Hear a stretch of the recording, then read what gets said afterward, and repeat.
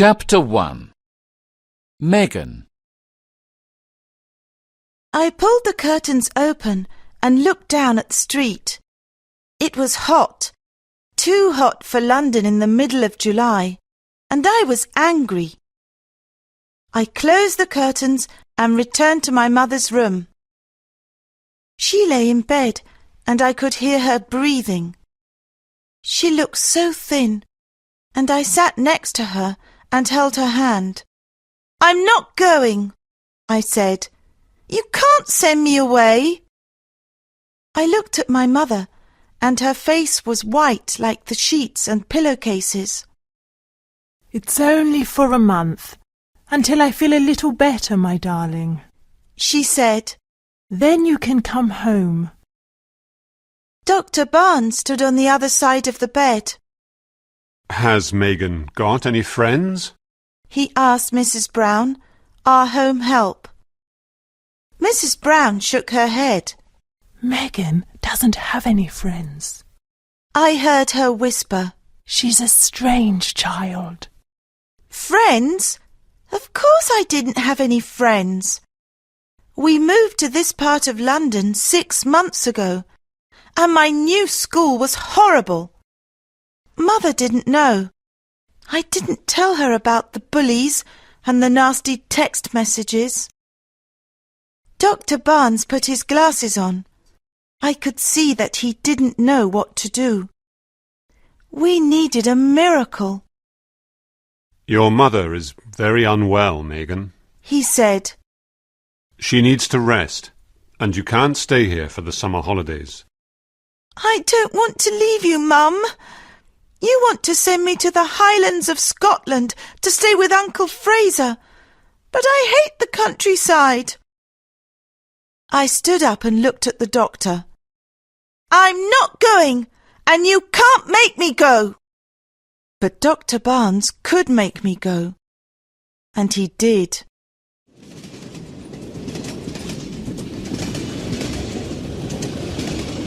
I watched the countryside change through the window of the train as we travelled into Scotland. I could see fields, dry stone walls, and lots of sheep. But where were the people? Mrs. Wallace, a friend of Dr. Barnes, was with me. She wanted to chat, but I didn't. "The Isle of Skye is beautiful. The air is so fresh," she said. I hate fresh air. I like the air in London, I said. Mrs. Wallace sighed and opened her book. We changed trains, and the next one was very old. A man sat singing quietly in the corner. He had a long white beard. In another corner, there was a woman with a basket of chickens. I looked at these people. I came from a different world. In my world, there were shops, people, and traffic. We caught the ferry at Mallaig. The wind blew my long dark hair, and my pale blue eyes searched the island for people. But it looked so quiet. "Cloud Island," said Mrs. Wallace, giving me a sweet. "In the Old Norse language, ski means cloud, and I means island. It's often misty here." I didn't answer. I could only think that I wanted to go home. We got off the ferry at Armadale, and I stood by the sea and waited for my uncle. I felt wrong in my London clothes. I took my mobile phone out of my pocket and called home.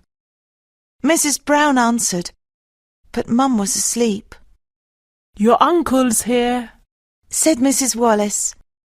I said goodbye. Megan! A strong voice called.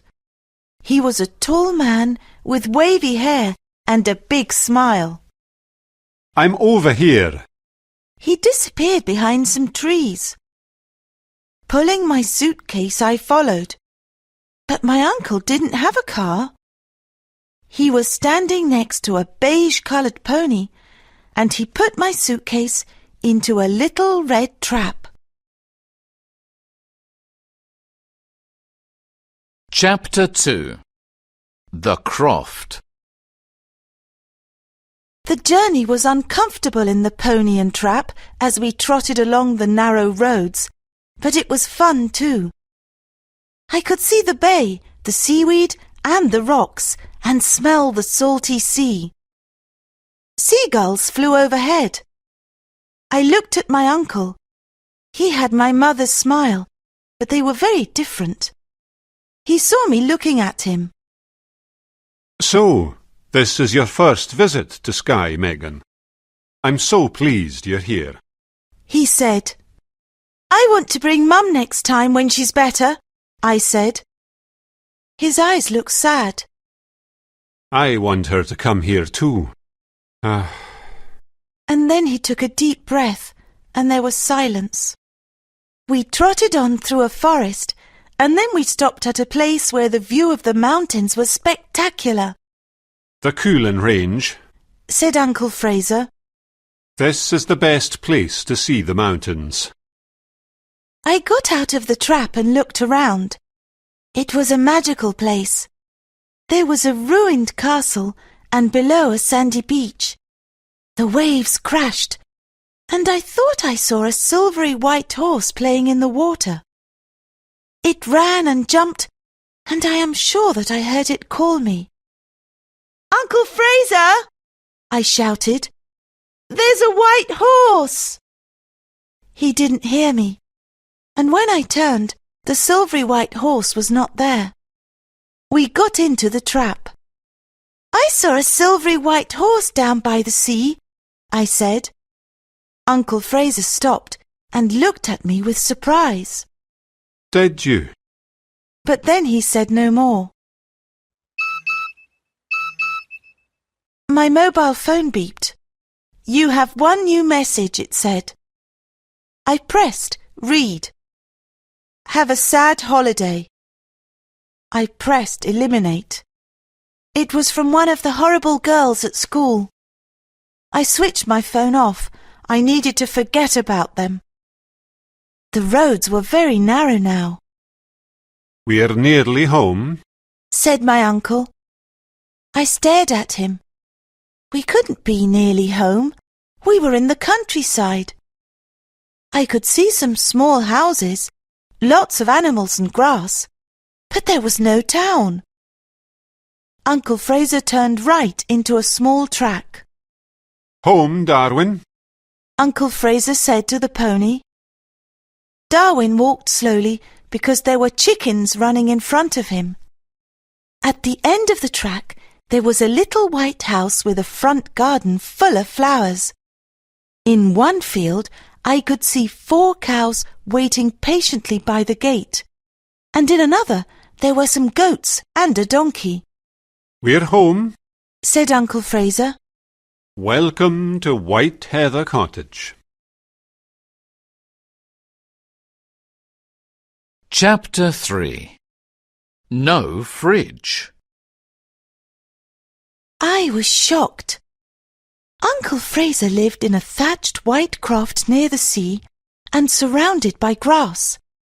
White Heather Cottage had a tiny wooden front door, and Uncle Fraser had to bend his head to go in and out. There were 3 rooms downstairs. Inside the croft it was cosy and warm. The kitchen was at the far end, and there was a table near the window. A small fire burned with cooking pans hanging above it. I looked out at the bright orange sky. We have great sunsets here, said Uncle Fraser. He showed me his study. He was a writer, and he wrote historical novels. There were pens and paper all over his desk and books everywhere. Crofts don't usually have an upstairs, but this one does, he said. He took me upstairs to show me my room. It was lovely. There was a wooden bed and a red rug on the floor. Next to the bed there was a chest, which looked like a pirate's treasure chest. There was a small desk near the window and a vase of fresh white heather. There were pictures of animals and wildflowers hanging on the walls. Uncle Fraser's bedroom was at the end of the corridor, and there was a small bathroom with a bathtub and a pile of soft white towels. "It's very pretty," I said to Uncle Fraser. "But do you get lonely here?" Oh, no. I have friends who live in the village, and I have my animals. We went downstairs and had dinner. There was homemade bread, creamy butter and goat cheese. For pudding, we had wild raspberries and cream. It was a delicious meal. It was getting dark, and I looked for the light switch. Uncle Fraser saw me and smiled. Sorry, Megan. There is no electricity at the croft. "No electricity? So you don't have a dishwasher?" I said, looking at the plates. No, I'm the dishwasher. Said my uncle, laughing. "And you probably don't have a computer," I said. No, and I don't have a television. On Sky we create our own entertainment. I play the piano after dinner when friends come round, or I read by the light of candles and oil lamps. There are lots of board games in the corner, so we can play chess, draughts, Monopoly or Scrabble. Piano? Board games? I couldn't believe it. No electricity. I wanted to go home, back to my technological world. So, where is the fridge, Uncle Fraser? I don't need one. There is a cold cellar in this croft, and I grow most of my food.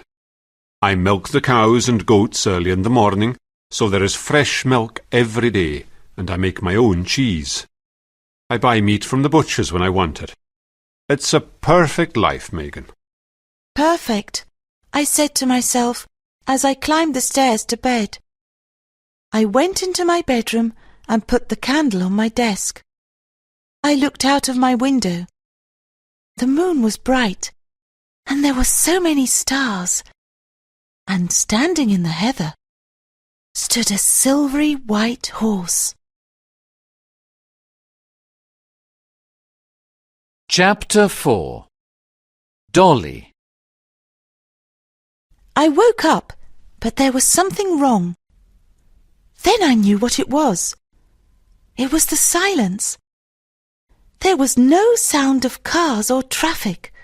Nothing. I opened my window and listened, and then I heard a bird sing and a sheep call under my window. I dressed quickly and went downstairs. A big cat sat in front of the fire. It looked like a tiger with its red, white and grey stripes. My uncle was in the kitchen. Good morning, Megan. Did you sleep well? Yes, I did. I slept very well, I said. And I saw the silvery white horse again, Uncle Fraser, before I went to sleep. My uncle looked surprised, but he said nothing and put 2 bowls on the table. Why do you look surprised, Uncle Fraser, when I tell you about the white horse? Uncle Fraser sat down. There is a legend, Megan, of a silvery white horse. Some people say it is a unicorn. A unicorn? I said. Maybe the horse I saw was a unicorn. It was a long way away, and it was difficult to see. What does the legend say? I don't know. Uncle Fraser put a big bowl of porridge on the table. A shepherd saw the unicorn, but it was 100 years ago now. This was exciting news. Who can tell us about the unicorn? My uncle poured me a glass of fresh milk. Old Mrs. McTaggarty knows the legend. She's the old woman who lives on the other side of the village. We can ask her. Now eat your breakfast, and no more questions. The porridge was delicious, and I ate it with cream and sugar. The cat came and sat next to me. This is Marmaduke. You didn't see him last night because he likes to catch mice in the barn, said my uncle. Let's go outside, Megan. I have a surprise for you. Uncle Fraser showed me his vegetable garden. There was spinach, carrots, potatoes and leeks, and there were rabbits trying to eat the lettuce. Uncle Fraser chased them away, and they jumped over the dry stone walls. Uncle Fraser had a field of sheep, 4 cows, 3 goats, and a lot of chickens. He showed me how to milk the cows, and it looked easy when he did it. The milk squirted into the bucket, but when I tried, nothing came out. "Oh, Uncle Fraser, I can't do it," I said. The animals don't know you, Megan. Said my uncle. He took my hands. And you need warm hands. Near the croft, there was a small barn and stables. I looked inside the first stable. You met Darwin yesterday. Said my uncle, patting the beige pony's neck. He's my trap pony. In the second stable, there was a cream-coloured pony with black spots. This is Moon. My neighbour's son, Ben, often rides him. I touched his nose. It was so soft. "Why do you call him Moon?" Because when you look at the moon, it is cream-coloured, but there are little black marks. I think he's the colour of the moon. Uncle Fraser moved to the third stable, where there was the prettiest pony. It was beige with a blonde mane and tail, and had big dark eyes. This is your pony, Megan, and her name is Dolly. Chapter 5. The Arrival of Idris. When I woke the next day, I felt so happy. I had a pony, a beautiful pony, and I wanted to ride her. Then I thought of Mum. It was fun at the croft, but I missed her. I wrote her a text message. "I'm fine. I've got a pony called Dolly. How are you? Lots and lots of love, Megan." I pushed send and waited. I'm not too bad, my darling. How lovely. A pony. Lots of love, Mum. I typed another message. "Get better quickly. I want to bring you here." A message came back. OK. I could hear voices downstairs.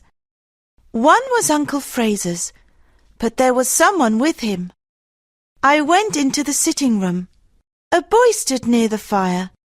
He was about my age, but he was very tall, and he had wavy blonde hair and pale blue eyes.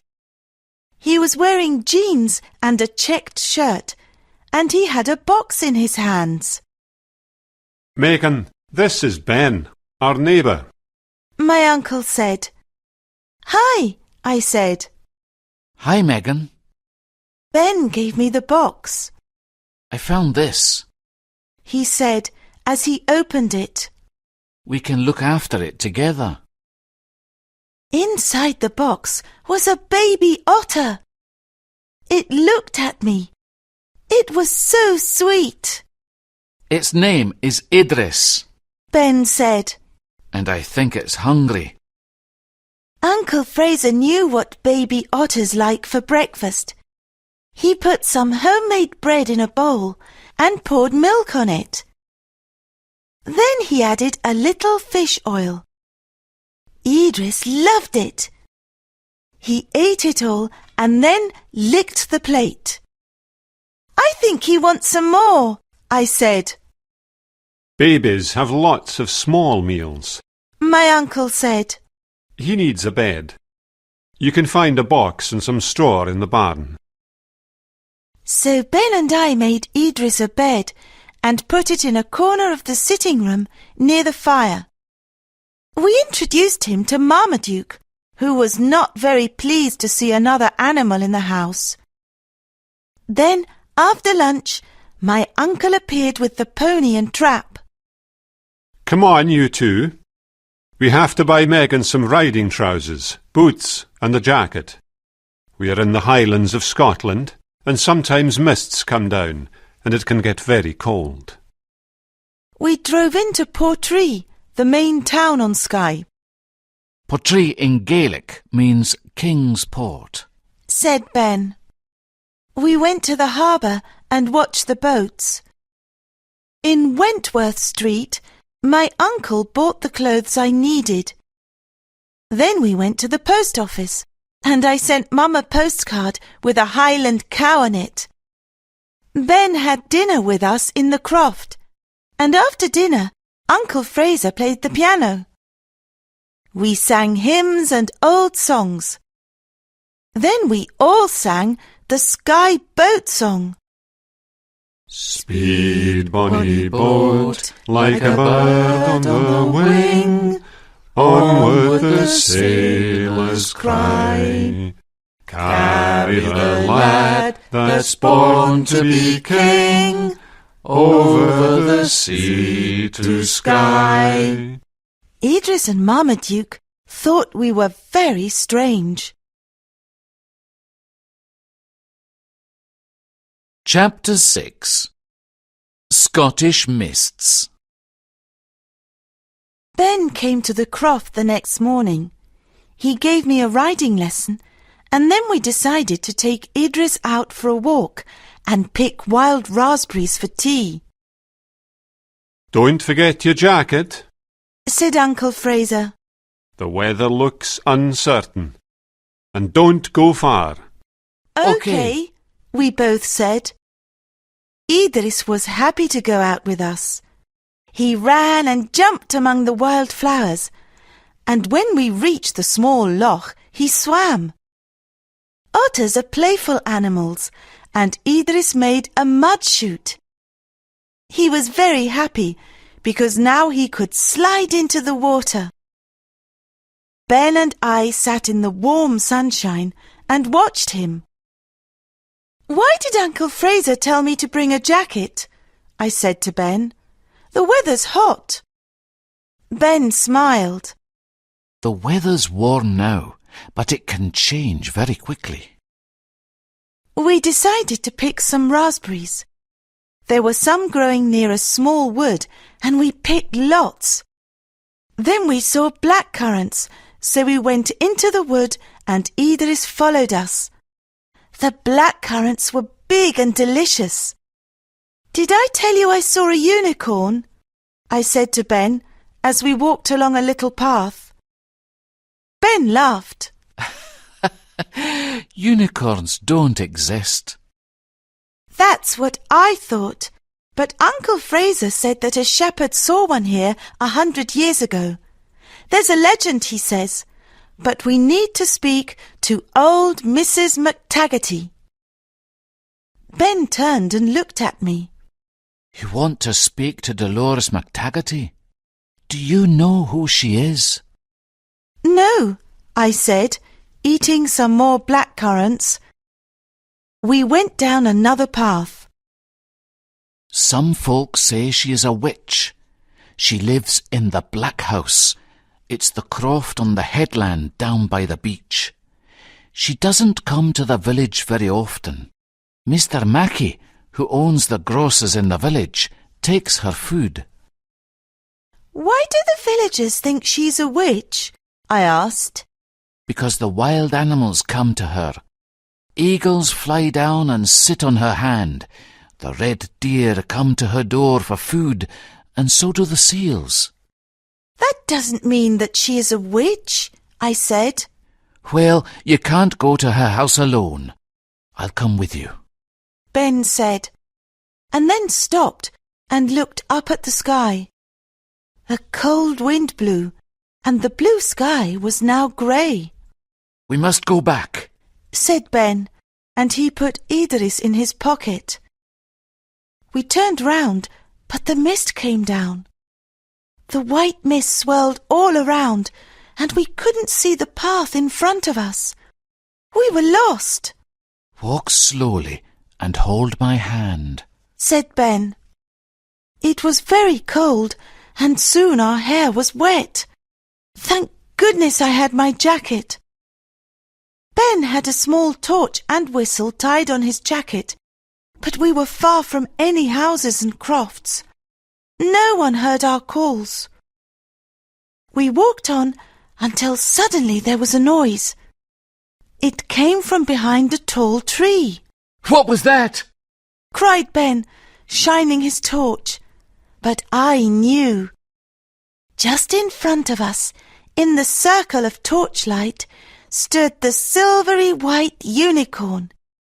It bowed its head and looked at me with its dark eyes. It called softly. It's the unicorn, I said to Ben. It wants to show us the way home. But then you don't believe in unicorns. Ben smiled.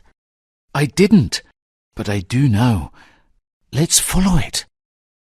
We could see the silvery white unicorn clearly as we followed it through the wood.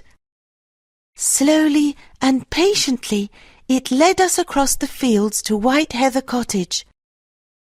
The lights were on, and as we walked through the gate, the unicorn turned and looked at me. Then it galloped away across the heather. Uncle Fraser opened the door. His face was pale. Thank goodness you're home. Chapter 7. Kendra. Dolores McTaggarty lived in the Black House, where the sea crashed and the seagulls flew. It was a wild place. No one went there, not even the fishermen. Uncle Fraser wanted to come with us, but we were determined to do this alone. He drove us to the grassy path which led to her croft. Take her some raspberry jam. Said Uncle Fraser. Tell her it's from me. Ben and I followed the path to her gate. But when we knocked on the front door, no one answered. Let's go round to the back, I said. Ben wasn't so sure. She may cast a spell, he said, but he came with me. The back of the house was beautiful. There was some grass, then black rocks, and then the white sandy beach. An old lady stood by the rocks, a shawl about her head. She was surrounded by animals. Red rowan deer ate bread from her hands. Birds flew near her, and seal pups sat on the rocks calling to her with their husky voices. Near the grass, I saw puffins chattering to each other and red squirrels eating nuts. The old woman spoke to us. Stand quite still. Now move forward slowly. We did as she asked. That's right. Now come here, laddie. Ben moved to her right-hand side. She caught a young eagle in her hand and she put it on his arm. The bird looked at him. Talk to him, laddie. Tell him how beautiful he is, said Dolores McTaggarty. Now you, lassie, she said to me. I moved to her left side. You can give the deer some bread. The deer were not afraid because the old woman was there. They took the bread from my hand. That's all for today, Dolores McTaggarty said to the animals. The eagle flew into the air. The deer went off across the field, and the seals returned to the sea. Mrs. McTaggarty looked at us. Let's go in and have a nice cup of hot chocolate. The Black House was dark and oppressive from the outside, but inside it was light and cosy. "Mrs. McTaggarty, here is some raspberry jam for you," I said, giving her the jar. "It's from my Uncle Fraser." Dolores McTaggarty thanked me for the jam, but as she took it, she looked into my eyes. Oh, She said, the tea leaves. The tea leaves said a girl will come. She took my hand and we sat down. It's her eyes. She said to Ben, This girl's got magic in her eyes. Has she? said Ben.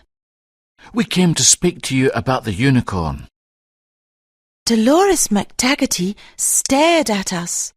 So, it's true.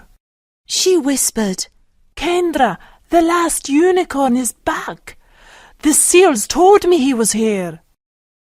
Mrs. McTaggarty, I said. The unicorn helped us the other day when the mist came down. It led us back to the house. Uncle Fraser said that you know the legend. Oh, yes, I know the legend. It's your magic eyes that woke Kendra from his sleep, and now he wants to help. The legend says that Kendra will come back when he is really needed. You need him, lassie, don't you? I nodded. Yes, I said softly. Touch the unicorn, and you can have whatever wish your heart desires. Dolores McTaggarty took us to the door, and she brushed my face with her hand. Go, lassie, and find Kendra. Chapter 8. The Full Moon. There's a full moon tonight, and the weather's warm. Let's have a barbecue on the beach, said Uncle Fraser. That's a great idea, I said. We can collect wood and build a fire. I've got potatoes and hamburgers. I went to the butcher's in Portree this morning. Uncle Fraser said as he went down into the cellar. I sent Mum a text message. How are you? I love you, Megan. I waited, but she didn't reply, so I phoned. Mrs. Brown answered the phone. Her voice was sad. The doctor's here, Megan. Your mum's not well at all. I'll ring you later. I bit my lip, but the tears still fell, and I went outside to talk to Dolly. I put my face in her mane until I felt better. Kendra, where are you? I said to the wind. Before the sun set, Ben, Uncle Fraser and I carried our baskets of food to the beach. We collected firewood and soon we had a big fire. The flames jumped and we had a wonderful barbecue. The moon came out full and bright and we sang round the fire. Uncle Fraser wore his kilt. He brought his bagpipes and his accordion and played us some bagpipe music first. He was really good. Then Uncle Fraser played his accordion and Ben showed me some Scottish dancing. It was wonderful and I laughed and clapped my hands. Then we sang all the songs we knew. It was when we started singing the Sky Boat song that I saw something silvery white galloping towards us. Kendra! It's Kendra! I shouted, and I started to run towards the unicorn, my unicorn, the last unicorn. Wait for me! Shouted Ben, but I couldn't hear him. The unicorn was close now. I could see the horn in the middle of its forehead and its silvery mane. And then it stopped and stood quite still. Its dark brown eyes looked into mine, and it made a soft sound. Slowly, I went up to the unicorn. I touched its velvet nose, brushed its neck, and its silken mane. Make a wish. Came 1,000 whispers. Make a wish. I thought of the bullies at school. I wanted them to leave me alone, but there was something far more important. I touched the unicorn's horn and made a wish. The moon shone brighter, and suddenly I was alone. Kendra was galloping away, out to sea. Chapter 9. It's Not Goodbye. The bright sunlight woke me up. It was late, and I had slept deeply, and I felt happy, really happy, for the first time in a long while.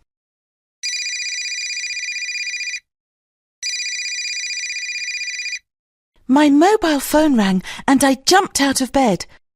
Where was it? I didn't use it very much at the Croft. I had so many other things to do, and phones and televisions were no longer important. I looked under my clothes and found it in the pocket of my jeans. Hello? Megan, it's Mrs. Brown. Dr. Barnes is here and he wants to speak to you. I felt cold. Did he want to tell me something terrible? Good morning, Megan. Came his loud voice. I have good news. Great news. Yesterday evening your mother was very ill. I didn't know what to do. She had a high temperature, and Mrs. Brown and I sat with her. Then suddenly, at about midnight, she sat up in bed and said, "I feel better. Could I have a cup of tea and a slice of toast, please?" Her temperature was normal. It's a miracle, Megan. A miracle. I ran downstairs to tell Uncle Fraser. The unicorn! He gave me a wish! Mum's better, and it was Kendra's wish that made her well. My uncle turned and walked over to the window and looked out at the sea. I left him alone. He didn't want me to see his tears of happiness. I went outside with Idris. Ben was there with Dolly and Moon. He helped me to get on Dolly, and as we took the path that led down to the sea, I told him about Mum and Kendra's wish. What will you do about the bullies at school when you go back, Megan? He asked.